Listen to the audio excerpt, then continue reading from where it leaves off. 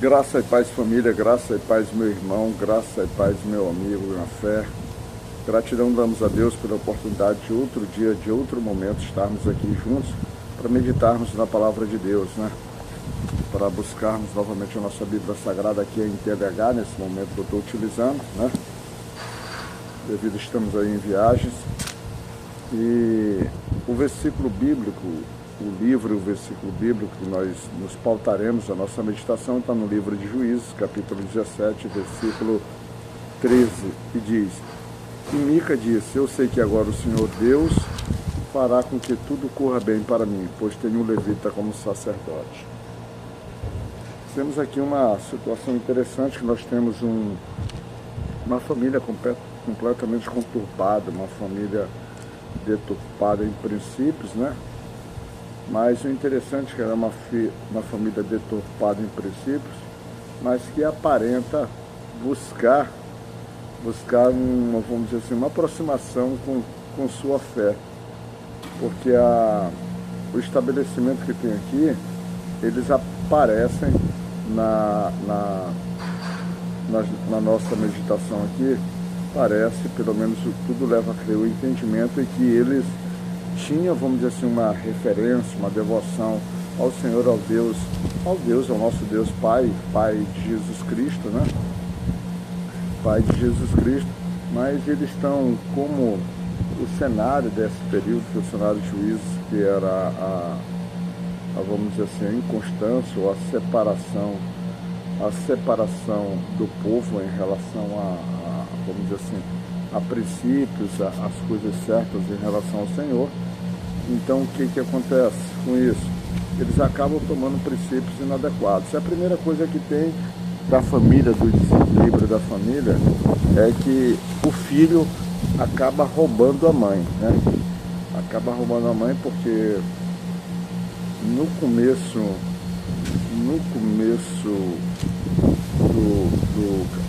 do versículo, lá no capítulo 17, versículo 2, tem assim: ele disse à sua mãe: quando roubaram aquelas suas 1.100 barras de prata, a senhora amaldiçoou o ladrão. Eu ouvi a senhora fazer isso. Sabe de uma coisa? A prata está comigo, foi eu que roubei. A sua mãe então diz: que o Senhor abençoe você, meu filho. Então nós temos aqui que ele, muito com medo, e deviam ter essa relação de fé, essa relação de certeza, essa relação de consciência, que quando a pessoa era amaldiçoada, aquilo tinha um impacto muito grande sobre a vida dele.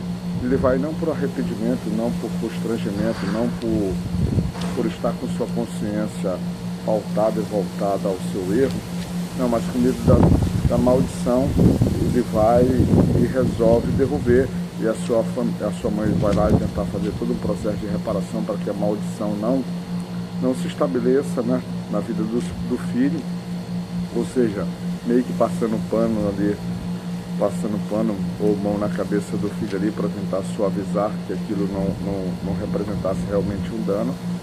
E aí, nesse processo, como eu estou dizendo, eles têm de fé, mas de erros pelo distanciamento não só deles, mas de todo o povo, e eles buscando por desse distanciamento, eles acabam fazendo semelhantemente ao que o povo fez ali, como o povo judeu fez na época de Moisés, levantando um bezerro.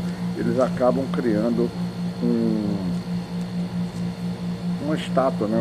um ídolo feito de madeira, tudo revestido com parte da prata que havia sido roubada e agora está de posse novamente da família. E é justamente isso que às vezes a gente vai fazendo na nossa vida prática. A gente vai tentando criar um cenário de aproximação, de devoção, de respeito à palavra do Senhor, mas por falta de minúcias, por falta de leitura diária, por falta de compreensão, por falta de relacionamento, de comunhão com pessoas que estabelecem,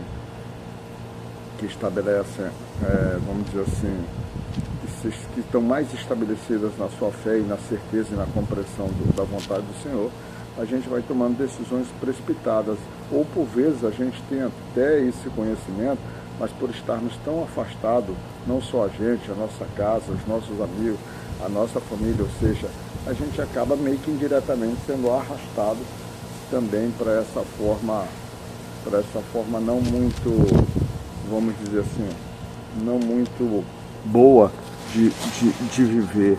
essas novas, essa forma de a gente viver a nossa fé. Então, o próprio ambiente que nós vivemos acaba nos contaminando, por quê? Porque se a gente se afasta, se a gente quebra a comunhão, se a gente agora vive a nossa fé de forma isolada, a gente é muito mais fraco. Existe uma expressão na Bíblia chamada de cordão de 3 dobras, né? Cordão de 3 dobras, e a gente relaciona muito isso quando, por exemplo, tem o marido, a mulher, o marido, a esposa e Jesus Cristo ali como fazendo uma grande dobra, um cordão firme, forte, capaz de suportar as adversidades mais impactantes. Então, nesse processo de distanciamento, como a gente está dizendo, eles acabam criando essa relação de idolatria, essa relação. Mas o problema dessa idolatria aqui é que é uma idolatria que é voltada para manifestar a fé realmente no Senhor, mas só que a gente está falando de uma idolatria no sentido porque eles acabam materializando uma imagem de um Deus que efetivamente proíbe essa materialização ali dentro dos seus princípios, das suas normativas, dentro da sua própria lei. Então, estamos aqui com a irmã aqui, trabalha aqui no CDA, mas da senhora, terminando aqui meu devocional aqui rapidinho, só fazendo bem rápido. Então a gente acaba vivendo essa vida de idolatria, de percepção desse distanciamento. E a gente acaba criando essa imagem de um Deus que não deveríamos fazer essa imagem específica, né? Na verdade, o Deus ele tem que habitar dentro da gente como próprio, né? E não essa imagem, por exemplo, a nossa irmã aqui, a nossa querida irmã aqui, ó, está aqui com a gente no devocional, chegou aqui. Então, uma imagem específica, material. Então a gente tem que estar sempre pronto, observando esses detalhes para que a gente possa cumprir, porque servir a palavra é exatamente entender ela para poder aplicar na sua vida prática, tá bom? Então fica na graça de Deus, Deus te abençoe, que a gente possa se encontrar outro dia novamente, que Deus possa te cuidar, né?